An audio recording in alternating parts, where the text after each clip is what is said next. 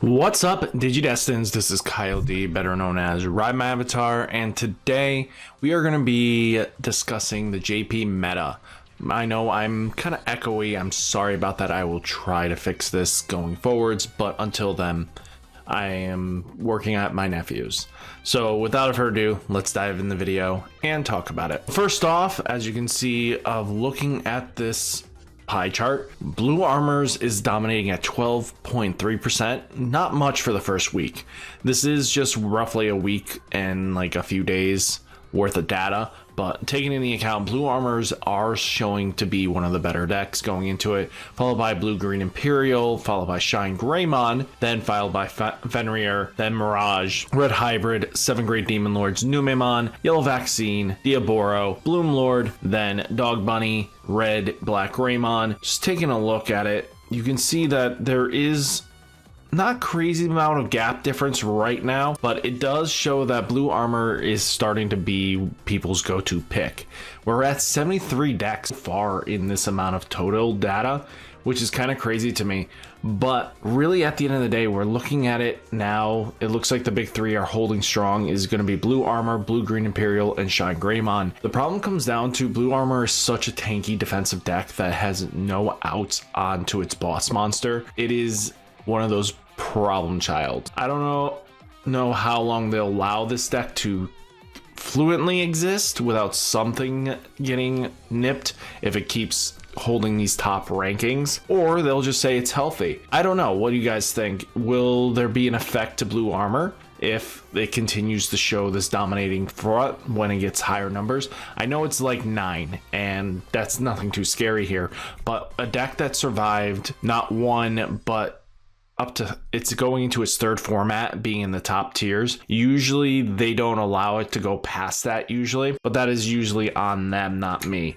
I'm taking from data history. Usually they want to nip stuff that is seeming a immovable threat. But taking a look at it now, we're going to talk about, the first deck we're going to talk about is the Sons of Chaos, the ones that is designed to go into Tekka Mizuchi, and it's a really interesting deck. But if you take a look at it, there's some decent spice in this. Well, let's take a look here. First off, we do have Digimon. That is a very interesting, because the collision that makes it all your opponent's Digimon gains blocker and they have to block is really important. But on play, when Digivolving by trashing one card in your hand, draw one card. Then if this Digimon has a tamer with SOC in its Digivolution, one of your opponent's Digimon gains start a main phase. This Digimon attacks until the end of their turn. All turn, this Digimon gets plus 1000 DP. Making it your Tekka Mizuchi is really big, but they're also playing in decks Daruga, because all turns when one of your Darugamon would be deleted by Digivolving this Digimon into this card in your trash without paying its cost, prevent its deletion. That's very important, especially when you swing in. Can lead to being some added protection layer that you get. But also trash one card in your hand, then draw a card if Darugamon is in his Digivolution, or if it Digivolved from trash, delete one of your opponent's Digimon with a play cost 4 or less. It gives reboot, unsuspends the Digimon, which can be really good, because now Darugamon with something on board will get that extra alliance swing in. And if you have Cracker Fang, it gives it alliance and blocker. Now you can get the reboot action in with Fenrir. If you get into Fenriloogamon, Tekka Mizuchi, now you have a big boss Digimon that's going to be a really problem. What your main goal is to get Kazumizuchi into the trash and then basically pop it off with Fenrilooga to get it to play out to go into Tekka Mizuchi. The point of Tekka Mizuchi is another DNA Digi-Evolution style play. This will allow Fenrir to play Kazumizuchi from your trash, then you'll DNA. This will then go, one of your opponent's Digimon gets minus 16,000 DP for the turn. If you DNA, you may set your opponent's memory to 3. Then if you have a Tamer's Digi-Evolutions, gain 1 memory, recovery 1.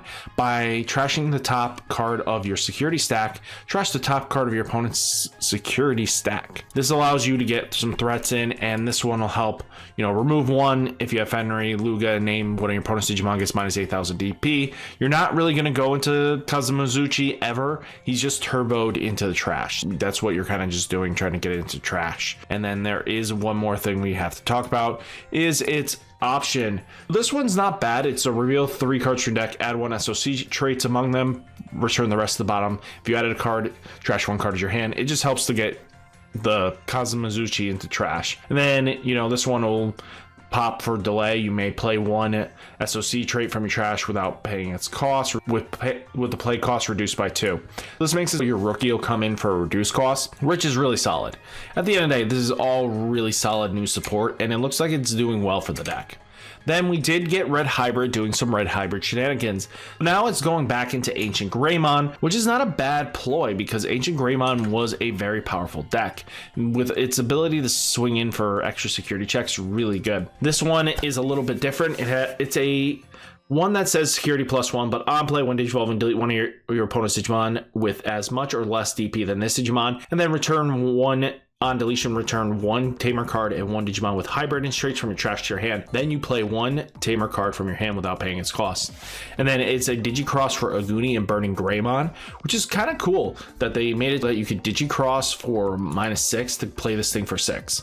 But then you also have the Ancient Protectors as an option as well in this deck. You may return one card with Hybrid or 10 traits from your trash to your hand. Then you may play one Digimon with 10 Warrior traits or a Tamer card with an inheritable effect from your hand with a play cost reduced by 4. This thing combos in really nice is that you can do this for 4 cost for comboing with your Ancient Gray, for Digicrossing with the Burning Gray and Alda, Aguni and Burning Gray for 6. Then this costs you 2, reduced it by 4. It's going to be a 4 cost play, which is not a bad play at all. You could definitely get that memory. And then, you know, start a main. If your opponent has a Digimon, gain a memory for the Takuya, but it also gives plus 2000 DP. And while this Digimon has 10,000 or more, gains piercing, which now makes it you don't have to use the rookie to do the combo. You could just do the Takuya evolution. Kind of cool stuff there. But really good, solid ways of support. You know, you have a Gunimon, you have Red Tamers and stuff like that. And it's very important to take that into account. You know, this one, you may Digivolve a card in your hand to 10 warrior traits with a level 3. You know how this trainer's shenanigans goes. But if you're when Digivolving a Burning Grays in his Digivolution cards, or if you have a blue-green Tamer, or this Digimon may Digivolve into Ancient Gray for its Digivolution cost of 3, ignoring the Digivolution requires if Digivolved by this effect deleted at the end of your turn. Just kind of pops off, you know, get in that extra hit. Then you have like Burning Gray with Raid, and this Digimon may Digivolve into a card with Hybrid and traits from your hand for a Digivolution cost reduced by 1. And then you have like Aldermon here by placing a Aguni and Burning Gray from your trash under one of your Takuyas. Digivolve into this card as if that card is a red level 4 with a Digivolution cost 3. Delete one of your opponent's 6000 DP or less. And then its security is when this Digimon with Hybrid or 10 Warriors trait is it doesn't activate the security effects of option checks. Just another option negator. Then we have ShineGreymon doing ShineGreymon things. You know, ShineGreymon. Cool. It's got 2 new cards in the list that changed it up a little bit. You know, you have Burst Mode Ace that now comes in when Digivolving. You may play one Tamer card from your hand without paying its cost. And for the turn, one of your opponent's Digimon gets 5000 DP minuses for each Tamer, making threats a little bit easier to deal with. And then when attacking by suspending 2 yellow Tamers for every Tamer suspended by this effect, security attack 1. And then you have Marcus that's on play. If one of your Marcuses is also treated as 3000 DP, you can't Digivolve or gain blocker until the end of turn, and gains blocker until the end of your turn. Just a nice way of giving a threat. But this Marcus gives, you know, one of your Digimon 3000 DP, and if you have a Digimon with Agumon or Greymon in its name, gain a memory when he becomes suspended, while he becomes Punchy Boy, or when he suspends. Not a bad trade-off. Then we do have Imperialdramon as the final deck we're going to talk about. Imperialdramon got 2 new techs, and that is Return of the Ancestors. If you don't know how Imperialdramon works, taking a look at it, this is just a very stock list. The only thing that are coming really different here is that you do have Magna, but you know what Davis and Ken's going to do. It's going to play your Vmon when you promote up, or when you have it, or a Wormmon, just to get you that extra Joggerson climb up that you need, and then gain memory, and then doing shenanigans from there.